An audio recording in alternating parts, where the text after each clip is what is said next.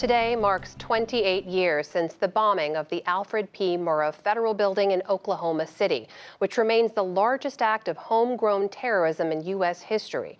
Judy Woodruff reports on how that act of political violence is being remembered and how the shockwaves of extremism are still felt today. It's part of her series, America at a Crossroads, about the country's deep divisions. This morning, a solemn scene as family and friends of victims and survivors, alongside citizens and public officials, gathered at First Church in Oklahoma City to once again remember the lives lost, broken, and forever changed at 9:02 a.m. on April 19, 1995, when an enormous truck bomb exploded next door in front of what was then a federal government office building. Former Chief Justice of the Oklahoma Supreme Court, Stephen Taylor, who presided over the trial of one of the attack's conspirators, called on Americans to repair the breach.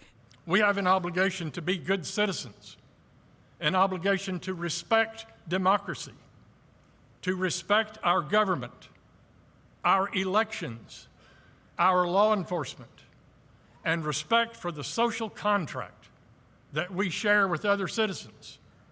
Never forget that these 168 were the victims of hate and violence and domestic terrorism.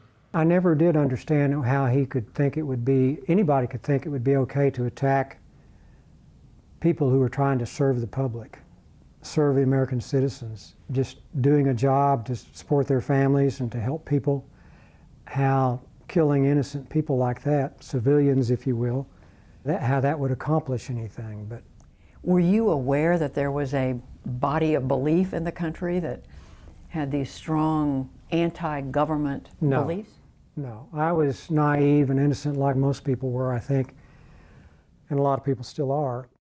Well, I think none of us could believe it. I mean, it was, an hour or so before we realized it wasn't a gas explosion, it was a terrorist attack. Kerry Watkins is the president and CEO of the Memorial Museum. We're talking about people who generally look like us, worship like us. They're our neighbors, they're our uncles, they're our cousins. And so historically, there's been an inability to acknowledge us as a threat. With regard to January 6th, that was not an intelligence failure. It was a failure to act upon available intelligence.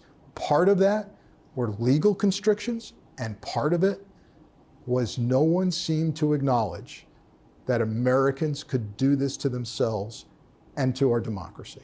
Are you saying it's politics? Well, I'm saying it's worse than politics because we've managed to politicize a national security problem.